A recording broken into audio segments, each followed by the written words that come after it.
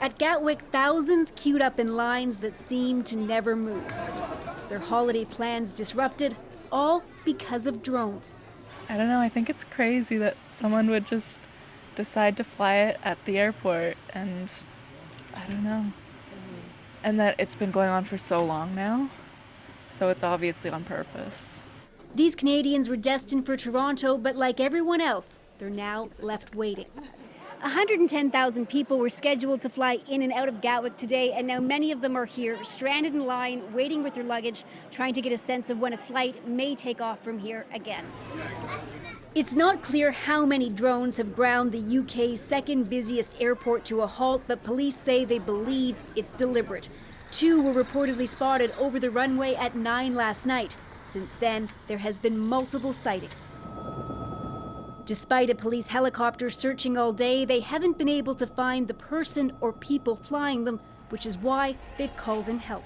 We'll be deploying the armed forces to give them the help that they need to be able to deal with the situation of the drones. The drones have been described as substantial and industrial. Experts say they're much more sophisticated than something you might pick up at your local store. This is either a larger drone with a larger battery life or has been custom built with a purpose to deliberately disrupt an airport operator. If that's the case, it's certainly worked. This Canadian couple had their flight diverted from Toronto to Birmingham, so they feel lucky they were at least able to take a bus to London. We walked by and saw these huge lines and we're like, oh man, we are very lucky not to be them. And officials are warning people that the airport will be closed for the foreseeable future, including tomorrow, which is expected to be the busiest travel day of the year. Briar Stewart, CBC News, London.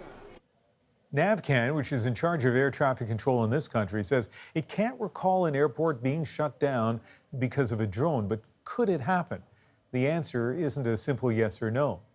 In the United Kingdom, drones aren't supposed to get within a kilometer of an airport, but in Canada, the no-fly zone is wider, 5.6 kilometers for recreational users.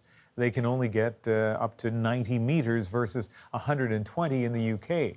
Those are the rules, but as this case shows, rules can be broken.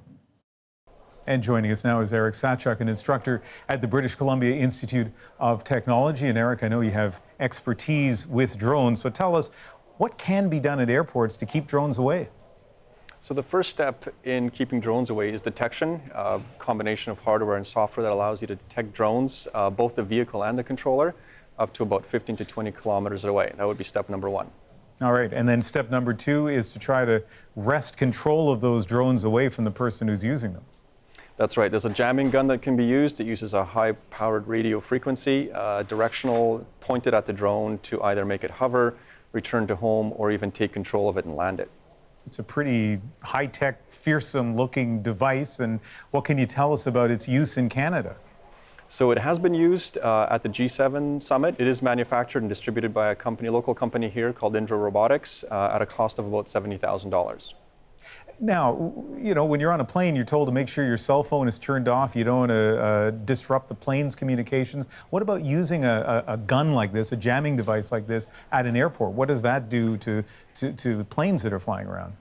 Yeah, generally speaking, when we have a situation like this, as we're witnessing right now, there are no planes flying. It's just the drone and the gun. So the chances of this disrupting any sort of communication system on an aircraft is pretty low. And one last quick question. When you heard this story from London, what was your reaction?